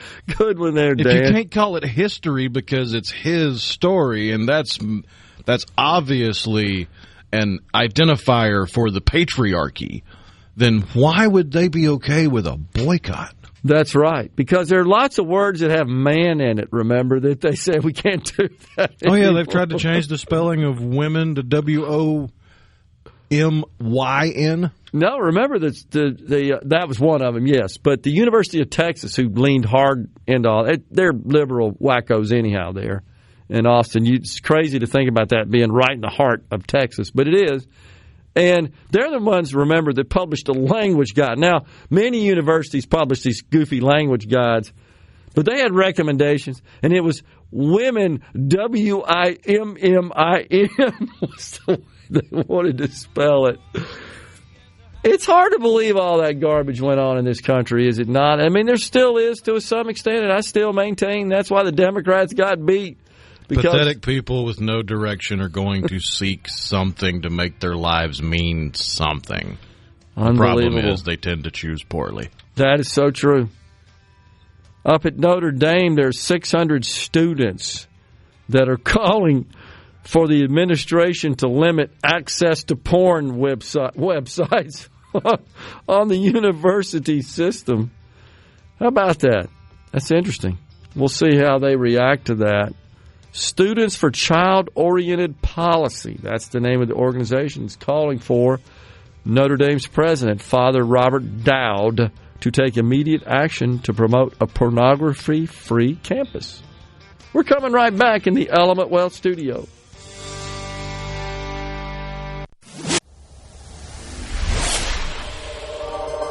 Gerard Gibert. Going beyond the headlines. Breaking down the stories that matter to Mississippi.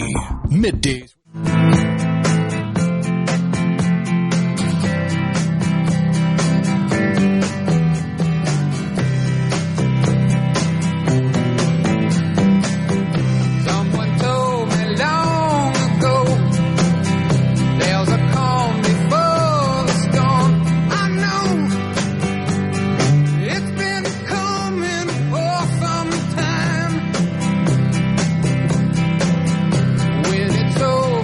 Welcome back, everyone. A little CCR, just talking about the Vietnam wall that's in D'Iberville. If I'm not mistaken, wasn't that song also the theme of it there? Have you ever seen The Rain? Wasn't that related? I could be wrong, too. Because they were around, of course, and popular during the Vietnam era. I thought it was about that. Kind of talking about the monsoons, you know, that were pretty common in Southeast Asia there. Is that, by the way, was that the inspiration of the song? I always thought it was. I could be wrong. I know Fortunate Son, of course, another great CCR tune, was about Vietnam and the the avoiding of the draft for those who had certain privileges. According to American Songwriter, quote, that song is really about the impending breakup of Creedence. Oh, okay. That makes sense. Kind of metaphorically, right? How about that? Well, there was a great documentary, it's 20-something years ago, about, it may have been produced by Ken Burns, of course, is well known for his work, theme-type work, documentary, history. And I think he did one on Vietnam that was, I think he was the producer. It was fantastic. And that song was used throughout the documentary. And, of course, it did feature video of soldiers in country in Vietnam enduring the monsoons. I mean, that was a big problem, of course. You're in the jungle. And it wouldn't be unusual for it just to rain forever, just 24 hours a day, seemed like, forever. But that wouldn't surprise if it was about the band breaking up. They did pretty good for a song they did right before they broke up there. That was pretty popular. Cisco Transport and Juniper Routing Engines, Thomas wants me to know. Thomas, I was dealing with Cisco infrastructure technology before Juniper was even a twinkle in anybody's eyes, but they have certainly come onto the scene as a major player in that world as well.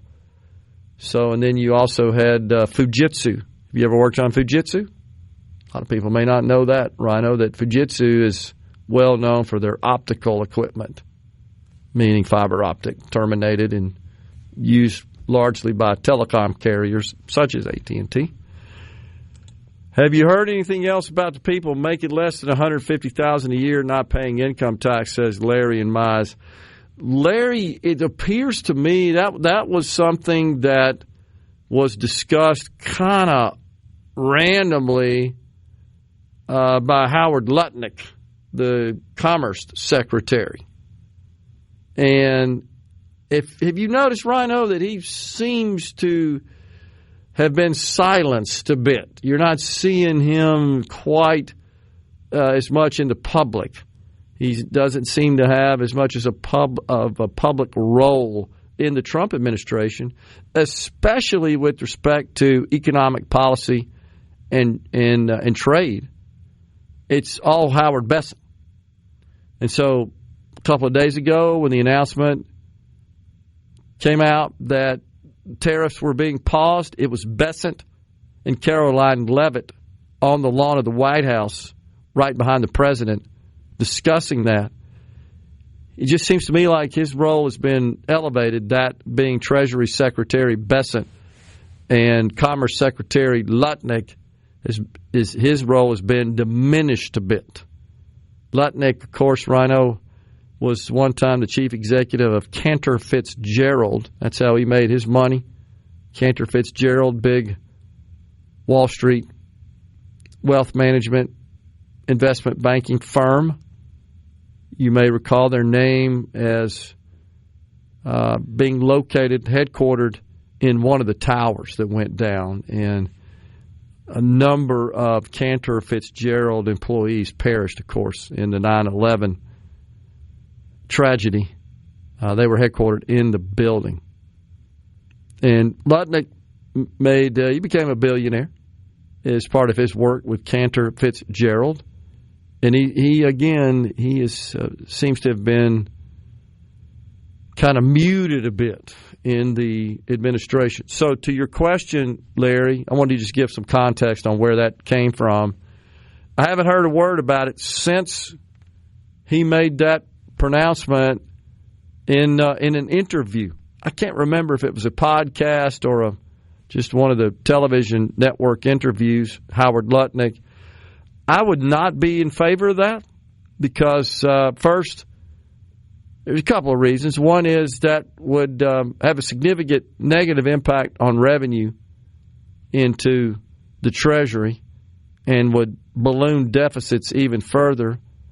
Secondly, it would put even further pressure, if you will, on a smaller number of people in the country to shoulder the load of revenue, tax revenue, to the government. You talk about $150,000 and down being exempt from federal income tax.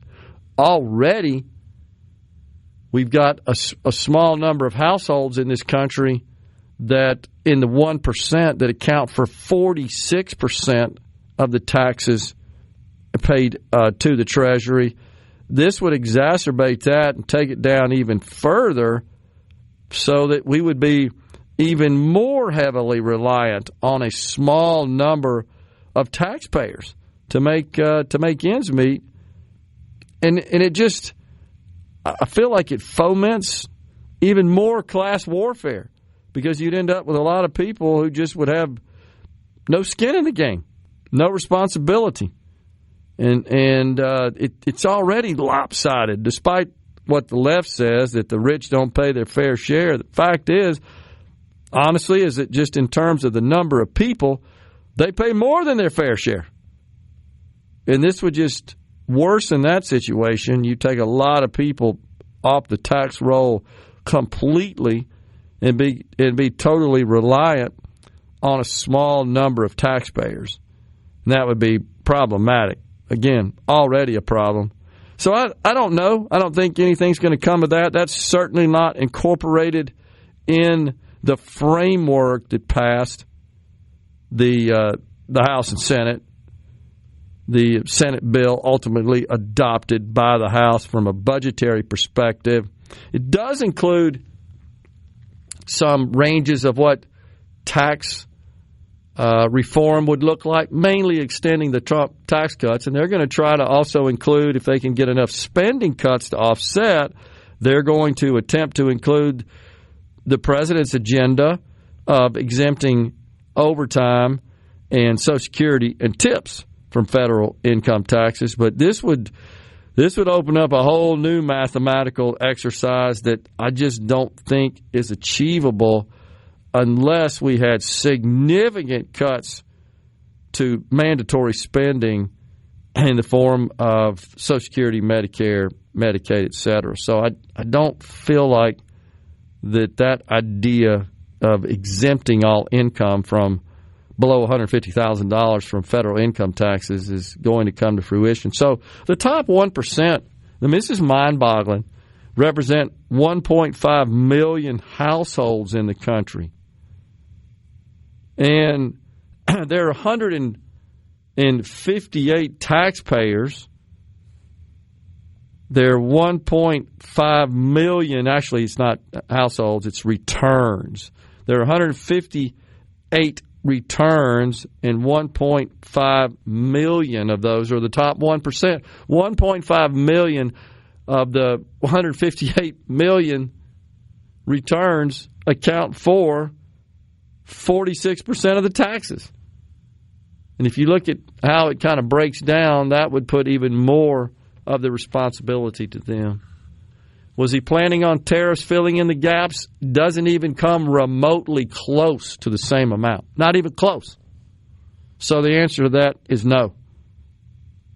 When you look at the total amount of taxes that they paid into the Treasury, it's about $1.1 trillion from that 1%, which is mind-boggling. Tariffs, if everything stayed the same in terms of imports, exports, and there were no change in that, and the tariffs that the Trump administration has imposed were to remain permanent, you would generate between $300 and $400 billion.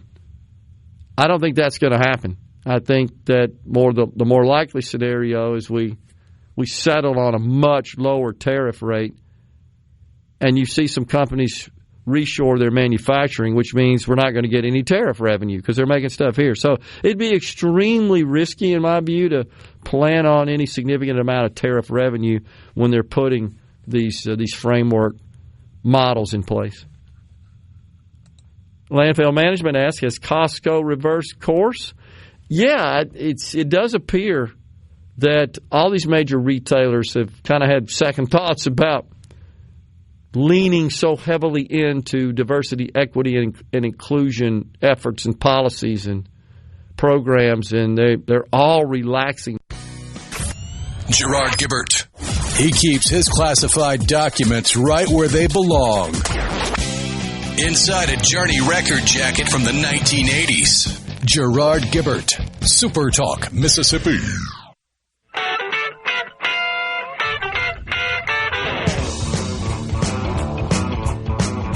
We're back with you in the Element Well studio. So you probably realize that we got cut off in the middle of me just talking, and I apologize for that. Our break didn't fire for whatever reason, but we're good to go. And Rhino said, oh, shoot, we're off the air. But Mose, sort of backtrack a little bit, not sure where that happened. He said, Gerard, maybe taxing the highest or creating a new tax bracket to tax all income over $1 million is a plan to offset cutting taxes or eliminating taxes, exempting those who make less than $150,000 from all federal income taxes. And so I just made the point. I think we were off the air at that time. Just like Larry's suggesting, well, maybe tariffs can offset that. No, it doesn't offset dollar for dollar, Mose, and I have analyzed that. It essentially what the revenue trade-offs would be from taxes being exempt on all those making under $150,000 and less, and the increase of taxes on those making $1 million or more. So, it's being reported now, by the way, passing this on live as we're talking. The White House is now reporting more than 15 trade offers on the table, and the markets are reacting positively to that. So this was, I think, the plan, and this is going well. And something else, both Larry and Mose to point out, we're not making any progress against the deficit, even if we do have, let's move the taxes around a little bit from this group to this group. We're still running $2 trillion deficits. And by the way, the Treasury issued a statement earlier this morning that it certainly is concerning. And see if I can find it. Yeah, they've issued a statement. So I got it in the email, my email this morning, what's called the monthly Treasury statement, the MTS. That was for the month of March. The deficit was $161 billion in 1 month, a 32% decrease from the previous year. However, the cumulative deficit for the first half of the year reached $1.3 trillion, and that's a 23% increase. Second highest deficit for the first 6 months of any fiscal year in our history. So based on that, we're on a run rate of $2.6 trillion. $2.6 trillion deficit. I can't wrap my head around it. The other thing that would happen if we exempted all taxpayers whose income is $150,000 or less from federal income taxes, it means only 15% of the taxpayers in this country would pay federal income taxes. 85% would not. I think that's a recipe for lots of problems.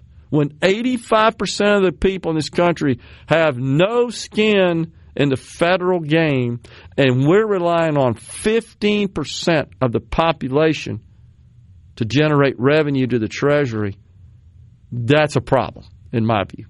Unless there was a restructuring with federal sales tax. Sure. If you want to tack on a federal sales tax, a consumption tax, in lieu of the income tax so that everybody's participating and everybody's contributing, agree. It would have to be significant. We're not talking about a couple of percent here. We're talking about like 10 to 15% of everything you buy would go up. So, and the other problem, of course, with that, which is what makes this so complicated, is those who presently pay no federal income tax, which is 51% of the households. They all of a sudden would have a whole new tax imposed on them. So we'll see where that goes, and that's what Darren and Jackson want. So just to be clear, Darren, if I would like to see that as well. I'd benefit. Just to stay where we are, you need about 30%. That still produces a $2 trillion deficit. It's almost like we spend too much. Yeah, you'd have to increase it. It'd be about 50%. That's what you'd have to do. So everything you buy would go up by 50% to balance the budget, if that's the idea. And, of course, you wouldn't buy as much, which means it'd really have to be 75% imposed on what you buy. So Rhino's right. The fundamental problem is we spend too much, and I'm pleased to hear Congressman Byron Donalds today tell the truth for a change, which is, guys, we got to cut mandatory spending. We got to. We can play around with this discretionary spending. How many times have I said that on the show? And he finally said it on the air this morning. I was pleasantly surprised to hear him say that.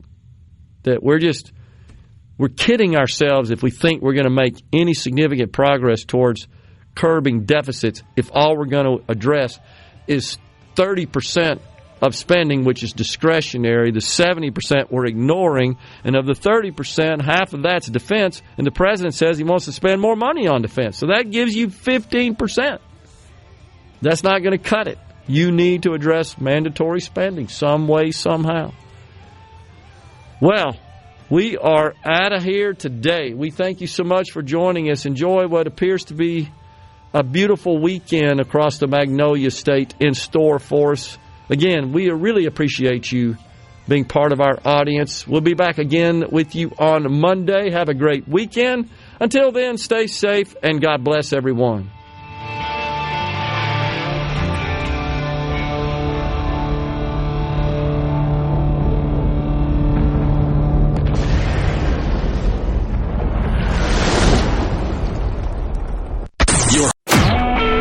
SuperTalk Mississippi Media Production.